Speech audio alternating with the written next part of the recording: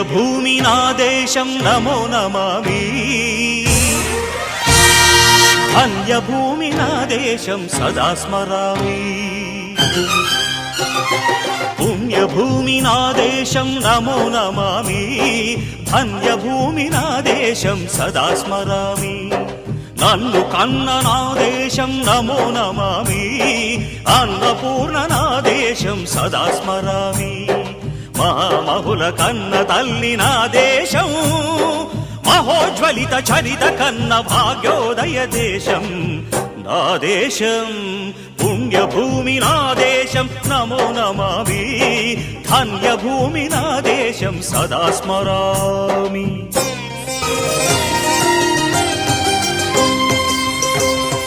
పుణ్యభూమి నా దేశం నమో నమామి ధన్యభూమి నా దేశం సదా స్మరామి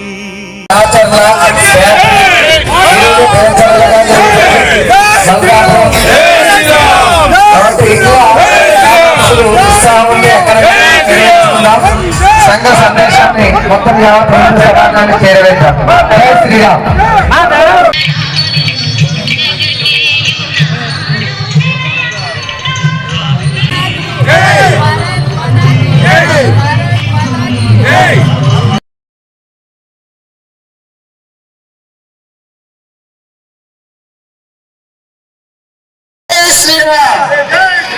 జై శ్రీరామ్.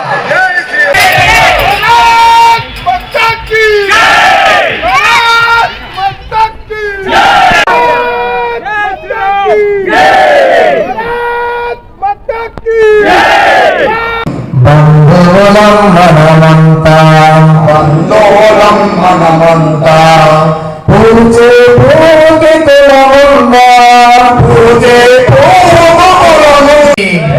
దొరిపతి చంద్రచూడుకి పవన సుత హనుమానుకి భారత్ మాతకి. వేదికను అలంకరించిన పెద్దలు 2000 క్యాండిల్ 3000 ఎన్ని ఫ్లడ్ లైట్ ఉన్నప్పటికీ కూడా ఒక ఫ్లడ్ లైట్ నుంచి మరొక ఫ్లడ్ లైట్ వెలిగించలేము, కానీ ఒక దీపం నుంచి మరొక దీపం వెలిగిస్తాము. దానికి కారణమే హిందూ ధర్మము, సనాతన ధర్మం. దానికోసమే మనము దీప ప్రజ్వలనతో కార్యక్రమం ప్రారంభిస్తాం. గడిచిన 100 సంవత్సరాల పాటు హిందూ సమాజము అనేక ఒడిదుడుకులను ఎదుర్కొంది. ఒక 100 సంవత్సరాల ముందు హిందూ జాతి యొక్క పరిస్థితిని కానీ గమనించామంటే మనం 1000 సంవత్సరాల బానిసత్వం తర్వాత హిందూ స్త్రీల మానభంగాలతో హిందూ మానవ తర్వాత పాకిస్తాన్ భూభాగంలో లక్షలాది మంది హిందూ బంధువుల్ని మండలి లేకుండా పనులు నరికి ఆ తర్వాత భూమి నిండా భారతదేశానికి పంపిస్తుంటే ప్రభుత్వానికి చలనం కలిగించే విధంగా అష్ట కష్టాలు పడుతున్న పాకిస్తాన్ భూభాగంలో హిందూ బంధువులను కాపాడడం కోసం జరగబోతుంది. డిసెంబర్ 31 రాత్రి మనందరూ తాగుబోతుల దినోత్సవ పండుగ కూడా చేసుకోబోతున్నాం. హ్యాపీ హ్యాపీ న్యూ ఇయర్ అంటూ ఏదో పూరినట్టు దెయ్యం పూడితే అరుస్తాం చూడండి. దెయ్యం పూడితే వచ్చినట్టు happy happy new year hip hip hooray అని తాగుబోతుల దినోత్సవం జరుపుకోబోతున్నాం. మన హిందూ బంధువులలో మేల్కొల్పు కావాలి, స్వజాగరణ కావాలి, స్వదేశీ పండుగలు చేసుకోవాలి, స్వదేశీ మూలాలు ఉండే పండుగలు జరుపుకోవాలి. మన ఇళ్లలో కూడా మన అమ్మా నాన్నలకి మదర్స్ డే పేరుతో, ఫాదర్స్ డే పేరుతో దండం పెట్టి కాళ్ళకి దండం పెట్టి దండేస్తున్నాం. తల్లికి జన్మనిచ్చిన తల్లికి తండ్రికి ఒక రోజా, అది కూడా విదేశీ మూలాలు ఉన్న రోజా ఆలోచించాలి. మన ఇంట్లో మన పిల్లలు ఫ్రెండ్షిప్ బ్యాండ్, మన ఇంట్లో మన పిల్లలు లవర్స్ బ్యాండ్ కట్టుకొని మన ఇళ్ల ముందు మనం ప్రత్యక్ష అవుతుంటే మనం పట్టి పట్టినట్టున్నాము. కాబట్టి స్వజాగరణ జరగాలి. మన ఇంట్లో స్వదేశీ వస్తువులు మాత్రమే వాడాలి.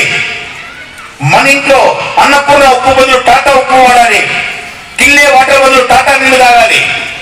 కాబట్టి స్వదేశీ వస్తువులు వాడాలి. ఎక్కడ ఉంటే వసతి ఉంటుందో అక్కడంతా కూడా. ఆయన వల్ల అర్ధ గ్లాసు నీళ్లు వృధా అయినాయి కాబట్టి అరపూట నీళ్లు తాగడు ఆయన అని చెప్పాడు. అరపూట నీళ్లు తాగడు.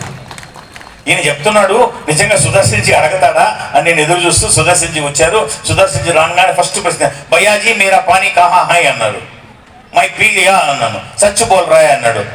సచ్చే బోల్ రాయ్ అని చెప్పి అబద్ధం చెప్పాను. फिर मेरे को आधा ग्लास पानी लाओ.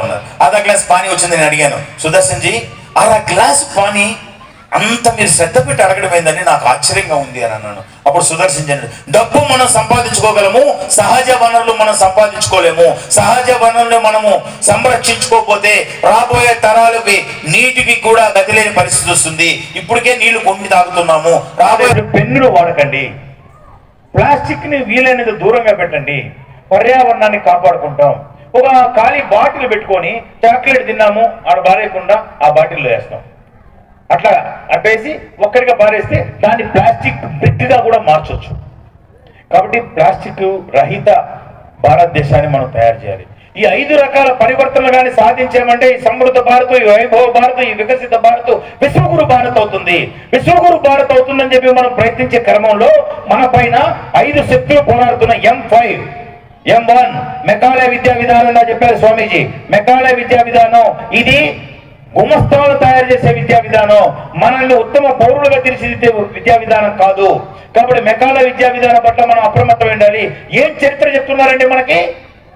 జలియన్వాలా బాగ్ దురంతము, జనరల్ డయ్యర్ వచ్చారు, వందలాది మంది భారతీయులు చంపేశారు. ఈ చరిత్ర మనకెందుకు? దేన్ని ఉద్ధరించే దానికోసం? యువతకు ఏం సందేశం ఇస్తుంది? జలియన్వాలా బాగ్ దురంతము, జనరల్ డయ్యర్ వచ్చాడు, వందలాది మందిని చంపేశారు. ఆ చంపేసిన వాళ్ళలో ఒక కుమారుడైనండి ఉద్దామ్ సింగ్ ఆ రోజు కక్ష కట్టి వాళ్ళ దేశానికి వెళ్లి జనరల్ డయ్యర్ని చంపొచ్చారని చెప్పి ఉద్దామ్ సింగ్ చరిత్ర కదా మనకు చెప్పాల్సింది.